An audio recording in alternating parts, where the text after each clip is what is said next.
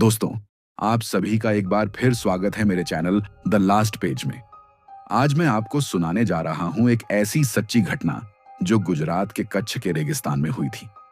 एक ऐसा अनुभव जिसने एक परिवार की जिंदगी हमेशा के लिए बदल दी। ये कहानी रेडिट पर एक विदेशी यूजर ने शेयर की थी, लेकिन इसकी घटनाएं और विवरण इतने जीवंत हैं कि आप खुद सोच में पड़ जाएंगे कि क्या हम वाकई इस ब्रह्मांड में अकेले हैं। साल 2017 की बात है। एक इंडो अमेरिकन फैमिली, मोहित, उनकी पत्नी रीमा और 12 साल की बेटी सिया, गुजरात में अपने रिश्तेदारों से मिलने के लिए अमेरिका से भारत आए थे। मोहित का सपना था कच्छ का व्हाइट रेगिस्तान देखना, और इसलिए वो लोग एक लोकल गाइड के साथ भुज से करीब 80 किलोमीटर दूर रेगिस्तान के बीचों बीच एक प्राइवेट टूर पर निकले। सब कुछ ठीक चल रहा था। शाम के वक्त सूरज ढल रहा था और चारों ओर सिर्फ सफेद रेत और सन्नाटा फैला हुआ था। तभी गाइड ने सुझाव दिया कि क्यों ना थोड़ी देर के लिए वहीं रुक जाएं, ताकि रात में रेगिस्तान की खामोशी का अनुभव किया जा सके। मोहित को यह आइडिया बेहद पसंद आया। रात के करीब 9:30 बजे का वक्त था। चारों तरफ सन्नाटा था, आसमान तारों से भरा हुआ और वातावरण में एक अजीब सा सुकून था। लेकिन तभी कुछ अजीब हुआ। रीमा ने सबसे पहले देखा, दूर रेत के टीले के पीछे कुछ चमक रहा था, जैसे कोई धातु की वस्तु चांदनी में चमक रही हो। मोहित ने ध्यान से देखा तो पाया कि वो कोई आम वस्तु नहीं थी। वह कुछ गोल, चमकीली और धीरे धीरे घूम रही थी, मानो हवा में तैर रही हो। सिया डर गई और गाड़ी में बैठ गई। गाइड भी थोड़ा असहज लग रहा था।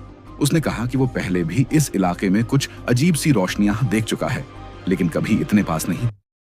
अचानक वह चमकती हुई वस्तु हवा में ऊपर उठने लगी और फिर जोर से एक तेज हूं जैसी आवाज आई।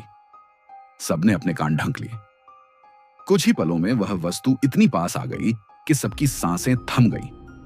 अब वह सिर्फ 50 फीट की दूरी पर थी।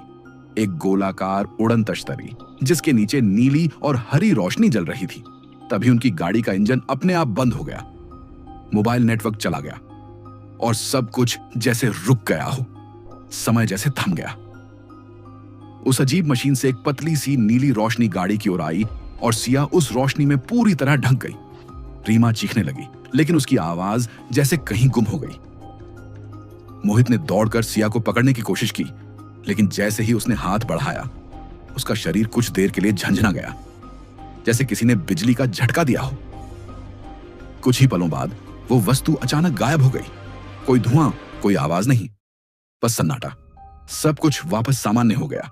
गाड़ी स्टार्ट हो गई, मोबाइल में नेटवर्क आने लगा, लेकिन सिया अब पहले जैसी नहीं थी। अगले कुछ दिनों में सिया चुप रहने लगी, ना किसी से बात करती, ना मुस्कुराती।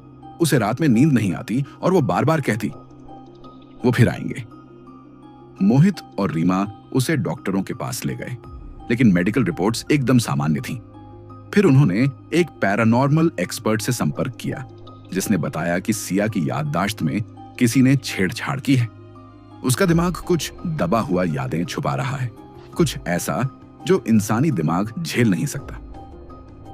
3 महीने बाद सिया ने एक दिन खुद ही बताया कि उसे याद है उस रात क्या हुआ था। उसने कहा कि उस उड़न तश्तरी में उसे ले जाया गया था। वहां कुछ लंबे और पतले प्राणी थे, जिनके सिर बड़े और आंखें काली थीं।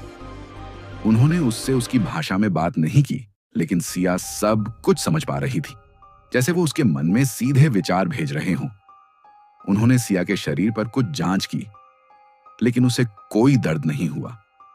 फिर उन्होंने उसे एक बड़ी सी स्क्रीन पर पृथ्वी और कुछ दूसरे ग्रहों की तस्वीरें दिखाई और कहा, तुम अलग हो, तुम्हारा डीएनए हमारे साथ मेल खाता है, हम फिर मिलेंगे।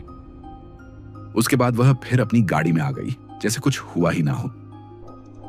अब 2024 है और मोहित की फैमिली अमेरिका लौट चुकी है, लेकिन सिया अब भी रातों में जाग जाती है।